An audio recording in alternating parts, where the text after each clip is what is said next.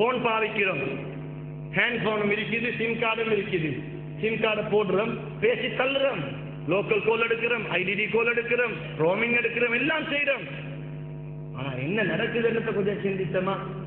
அந்த சின்ன ஒரு சிம் கார்டு, இந்த சின்ன 3-4 இன்ச்சி 2-3 இன்ச்சி சைஸ், அது எத்தனை வேலையை செய்து இத்தனை மணிக்கு இவர் இத்தனை கோல் எடுத்திருக்கிறார், இத்தனை மணிக்கு இவர் இப்படி SMS அடிச்சிருக்கிறார், அவ்வளவையும் அந்த சின்ன சிம் கார்டு நமக்கு விளங்கப்படுத்துகிறது. ஒரு மனிதனுடைய உடம்புதான் நாங்கள் பாவிக்கும் ஹேண்ட் போன், ஒரு மனிதனுடைய கல்புதான் அந்த ஹேண்ட் போனுக்குள்ளே போடக்கூடிய சிம் கார்டு. ஹேண்ட் போனுக்கு சிம் கார்டு மட்டும் இல்லை என்றால் அந்த ஹேண்ட் போன் 5% பெறுமதியற்றது. சிம் கார்டுல தான் விஷயமே இருக்குது. சிம் கார்டுக்கு தான் லைன் கொடுக்கப்படுகிறது. ஒருத்தர் 1 லட்சம் ரூபாய் போனை வச்சுக்கொண்டு இருக்கிறார், உள்ளுக்கு சிம் கார்டு இல்ல. இன்னொருத்தர் 2000 ரூபாய் உடைஞ்ச போனை வச்சுக்கொண்டு இருக்கிறார், உடைந்த தகர்ந்த போனை வச்சுக்கொண்டு இருக்கிறார். 20 தடவை கீழே விழுந்து தகர்ந்த போன், உள்ளுக்கு சிம் கார்டு இருக்குது, கனெக்ஷனும் இருக்குது.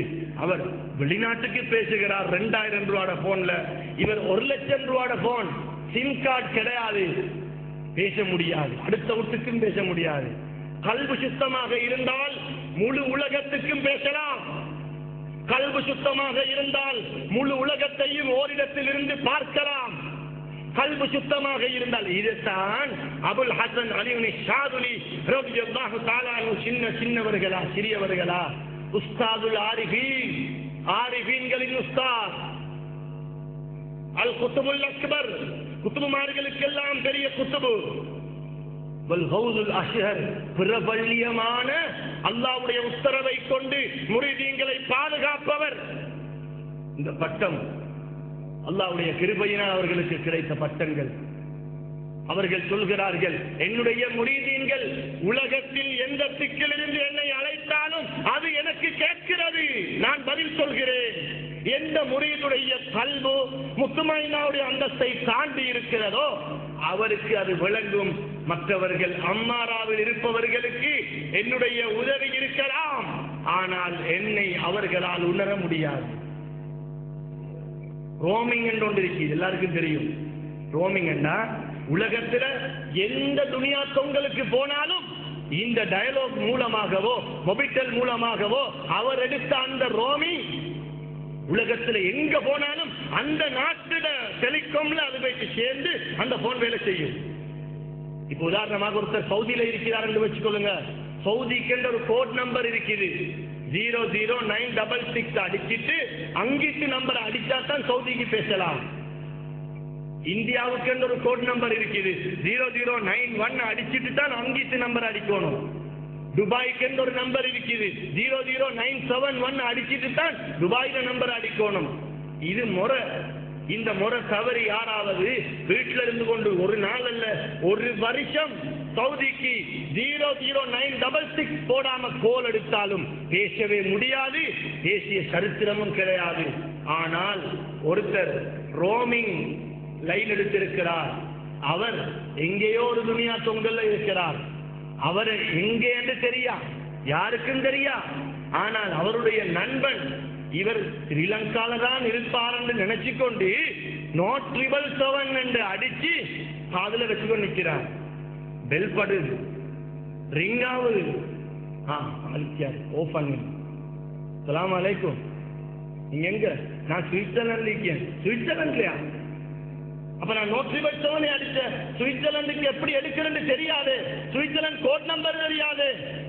பேசுறவருக்கு தகுதி இல்லாவிட்டாலும் பேசப்படுகிறவர் இந்த டெலிகாம்ல உயர்ந்த அந்தஸ்துல 50,000 ரூபாய் டிபாசிட் வச்சு கஷ்டப்பட்டு சம்பாதித்து ஒவ்வொரு மாதமும் விடுபடாமல் பில் கட்டி நல்ல அந்தஸ்தில் உள்ளவர் யாரு எவருக்கு பட்டாலும் அவர் ஆன்சர் பண்ணுவார்.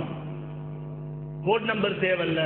இதே போல கோட் நம்பர் இல்லாமல் யா முஹியத்தீன் என்று சொன்னாலும், யா ஷாதுலி என்று சொன்னாலும், யா ரிஃபாயி என்று சொன்னாலும் ரோமிங் பட்டம் அல்லாஹ்வினால் கல்புக்கு கொடுக்கப்பட்டவர்கள் தான் நமது காமிலான ஷேகுமார்கள். அவர்களுடைய காதுக்கு கேட்கிறது, எங்களுக்கு விளப்பம் இல்லை.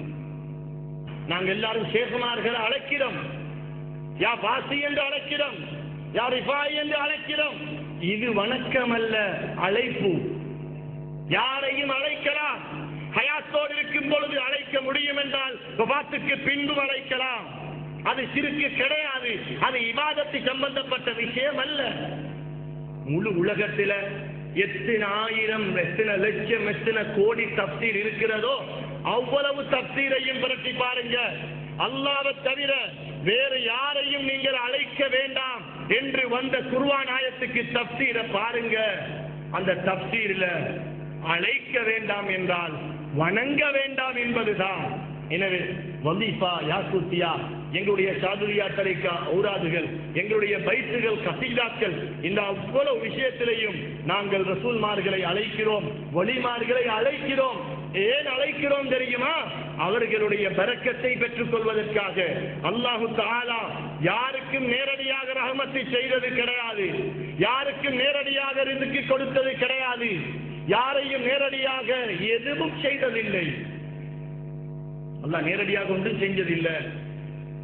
அப்படி செய்ததாக இருந்தால் அவனுடைய ஹபீப் கண்மணி நாயகம் ஸல்லல்லாஹு அலைஹி வஸல்லம் அவர்களுக்கு வஹி அனுப்புறதுக்கு ஜிப்ரீல் அலைஹிஸ்ஸலாம் தேவையில்லை, நேரடியாக அனுப்பி இருப்பான். அல்லாஹு தஆலாவின் நல்லடியார்களே, பேரன்பு பெருமக்களே, விளங்குறதுக்கு நிறைய விஷயம் இருக்குது. ஆனால் நாங்கள் விளங்க தவறிக் கொண்டிருக்கிறோம், வெளிரங்கத்தை பார்த்து மயங்கிக் கொண்டிருக்கிறோம். அல்லாஹ் பாதுகாக்க வேண்டும். அல்லாஹ்வினால் சிறப்பாக்கப்பட்ட குத்துபுமார்களும் எப்படிப்பட்டவர்கள் தெரியுமா? கடல் ஆமைகளை போன்றவர்கள். கடல் ஆமை என்ன செய்யும்? கடலுக்குள்ள இருந்து வரும், வந்து கடல் ஓரத்துல கடற்கரையில மண்ணுக்கு கீழே எத்தனையோ குழிய தோண்டும். அதுக்கு அல்லாஹ் கொடுத்த கிஃப்ட பாருங்க, அறிவை பாருங்க. எத்தனையோ குழிய தோண்டும். தோண்டி தோண்டி தோண்டிட்டு அங்கலிங்களை பார்க்கும். யாரும் மனிதர்கள் இல்லையென்றா ஏதாவது ஒரு குழியில ஆயிரக்கணக்கில் முட்டை விட்டுரும். முட்டையை விட்டுட்டு கடலுள்ளுக்கு போயிடும். எல்லா குழியும் மூடிட்டு யாராவது பார்த்தா 2-3 குழியை தோண்டி பார்த்துட்டு பேசிடுவாங்க. ஏந்த நான் பெற்றெடுத்த அந்த முட்டையை நான் பாதுகாக்கணும். நடுக்கடலுக்கு போய் அந்த நடுக்கடல்ல இருந்து மண்ணால மூடப்பட்ட அந்த முட்டைகளை ஒரு பார்வை பார்க்குமாம்.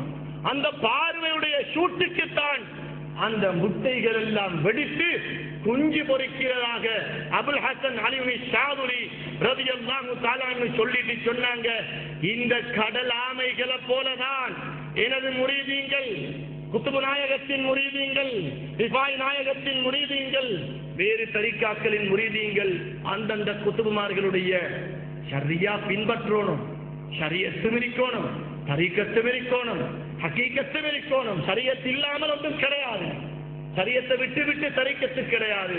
சரியான முறையில் பின்பற்றினால் கடலுக்குள்ள இருந்த அந்த முட்டையை எப்படி அந்த ஆமை வெடிக்க செய்கிறதோ இதே போல என்னுடைய முரீதீங்களுடைய கல்வை நாங்கள் வெளிச்சமாக்கும் பாக்கியத்தை அல்லாஹ் எங்களுக்கு தந்திருக்கிறான் என்று சொன்னார்கள்.